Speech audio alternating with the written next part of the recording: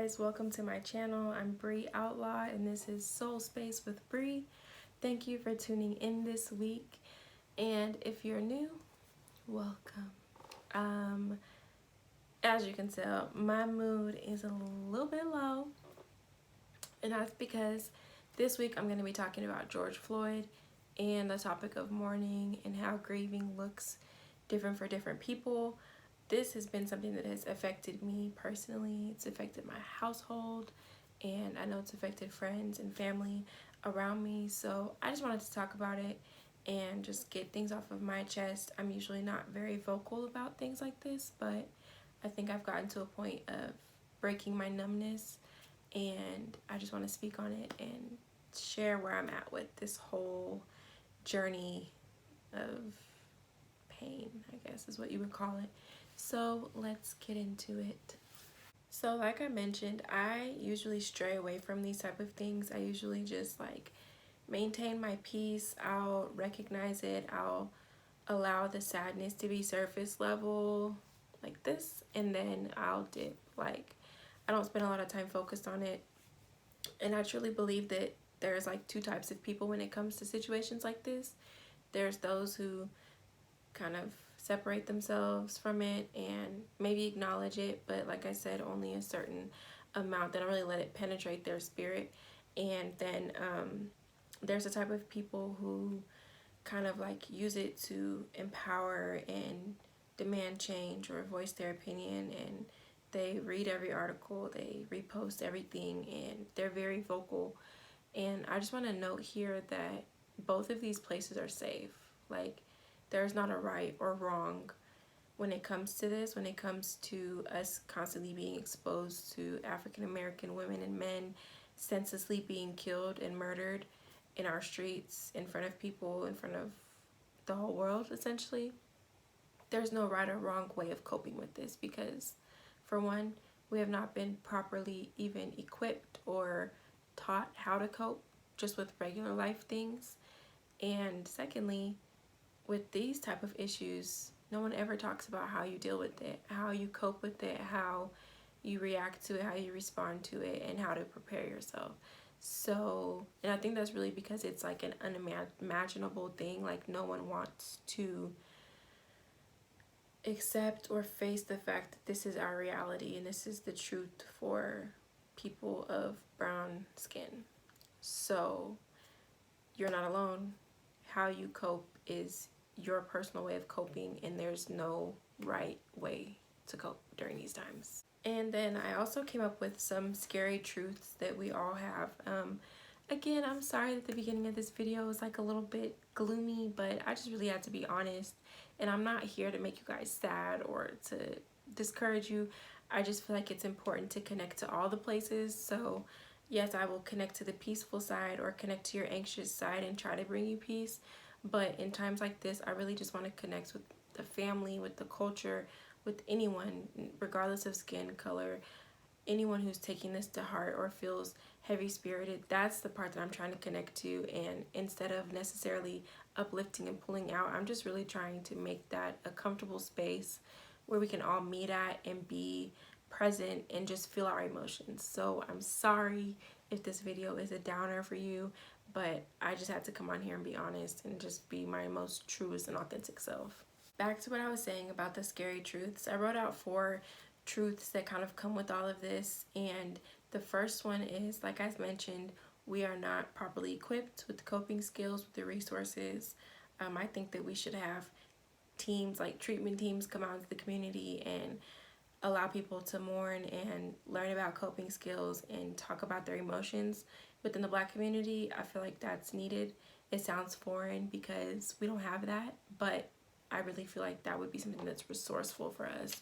So number 1, we don't have coping skills, and number 2, we only see what like has been recorded. We only see what there's proof of. That's the things that we see. So who knows how often this is going on. That's something scary to think about as well. And then the third thing is that we don't know whose name is on the next knee or the next bullet, and that's terrifying. And fourth, we don't have enough time to grieve. We simply do not have enough time between murders and killings to grieve the deaths of African American men and women. We just don't. So with grieving, it lasts usually 6 to 8 weeks, and sometimes it can go all the way up to 4 years, and some people grieve for a lifetime. But the average amount of time is from 6 to 8 weeks or up to 4 years. And so with these situations, say that we're grieving for 6 weeks, and I mean, in the beginning of May, we just found out about the Ahmaud story. Mind you, it had already happened before we even knew about it, a couple months before. However, it was not highly publicized, and we did not see the video of his murder until May. Was it May? It was either April or May. It was not that long ago, right? So with that being said, that was less than a month between Ahmaud and then George as well. So we do not have enough time to grieve these deaths. So a lot of us just numb them, or we turn to fear or doubt or shame, and we just simply don't have enough time to process all of these emotions. And with that, I just want to reiterate that there is not enough time between highly publicized African Americans being murdered for us to truly process our authentic feelings. We do not have enough time. So we are not okay. Like, there's layers of us that are not okay. Whether they're numbed or they're hypersensitive, we're not okay. And at this point, that just has to be okay. And we have to begin to address that on our own time. It doesn't have to be for everyone else to see, but just for us to know and to connect to and just to be aware of. And also just to name a few emotions that we come up against when these things happen. It would be shame, fear, distrust, anxiety, pain, confusion. Like, the list probably goes on and on and on. But those are just some of the things that we can kind of connect to. And then, guys, I'm going to wrap this video up with my 10 grief rules. Now, these are my own rules, just like all of these emotions that I'm spilling out over this video are my own emotions. So if you can connect to them, I hope that that helps you and just maybe creates a safe space for you. If not, don't even take it. Just leave it. Just leave it. But come back for the next video. Alright, so my 10 grieving rules. Number 1, there is no rules. There's literally no rules for how you grieve. I see some people who completely numb to the situation and don't talk about it. And in my opinion, I feel like that is okay. Now, some people might not feel like that, but we cannot tell people how to grieve. Which leads into my next one. My second one is that grieving impacts people differently. So it's going to look different for all of us. For me personally, number 3 is that it's important for me to acknowledge my authentic feelings, no matter how long it takes or how messy it is. So for instance, like this is me. There have been many killings, many murders that I have numbed myself to, and this one was kind of like blew the gasket off of it. So it made me sit down and really connect with my authentic and very messy feelings and ugly cry and just feel all of the gross feels.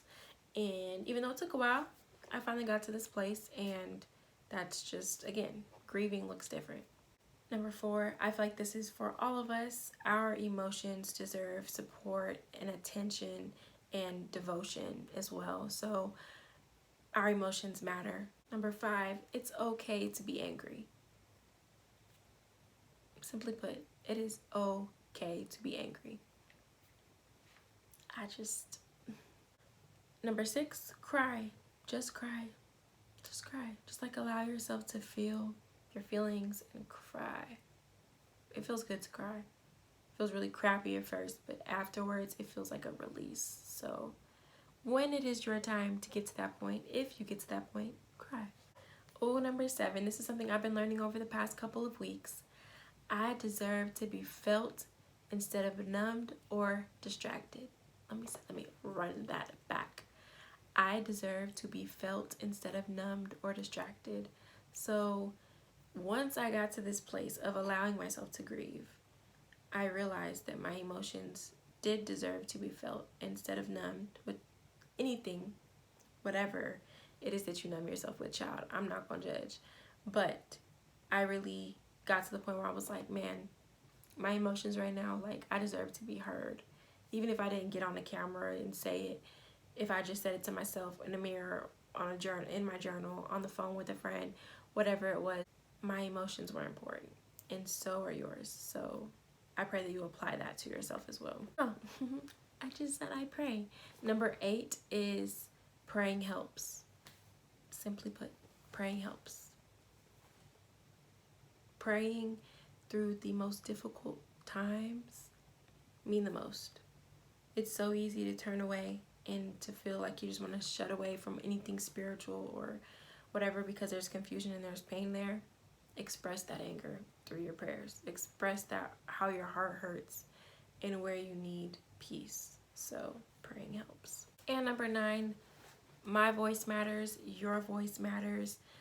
Speaking out about things, advocating for people, for those who have lost their lives behind senseless killings and racism, it matters because it can cause a ripple effect, and possibly one day there could be change. I'm gonna say possibly because I'm salty right now, okay? Salty.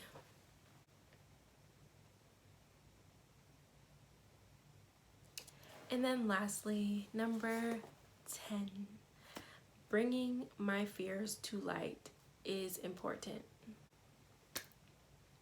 That's all I got, y'all. Like, I think that's pretty straightforward. It's just like the fear that we feel when a cop rolls by. I mean, I was literally driving today in the HOV lane and a cop was by me.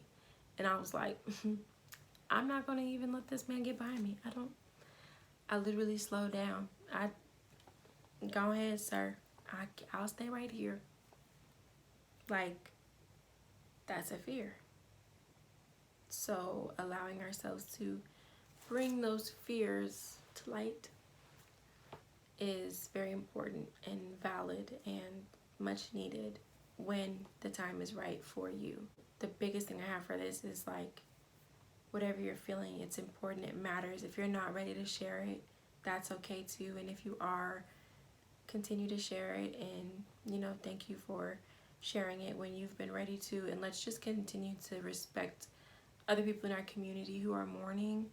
And I don't know, just like, I think that love and respect, no matter what it looks like right now, is really important because we're all going through this together. We're all feeling emotions, and the best thing that we can do is just to support and love and pray and lean into things that are greater than us, and just put our hope in better days for tomorrow. So thank you for tuning in, for hearing my emotions.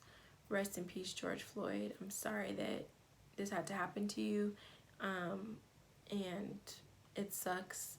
Anyone who has Black children that you're raising, my heart goes out to you, because I can't imagine what that's like, raising Black men, Black women, and having these fears. But I'm sending peace and love to you guys, and just a big hug to our community as a whole. I love you all, and you matter, you're important, and I'm sorry we have to go through these times, but we're gonna make it through, because that's what we are, is strong. And I know we get tired of being strong, but let's keep pushing, let's keep bringing light, and do what you gotta do during these times, guys. I will see you guys next Wednesday. Thank you for tuning in. Love you guys.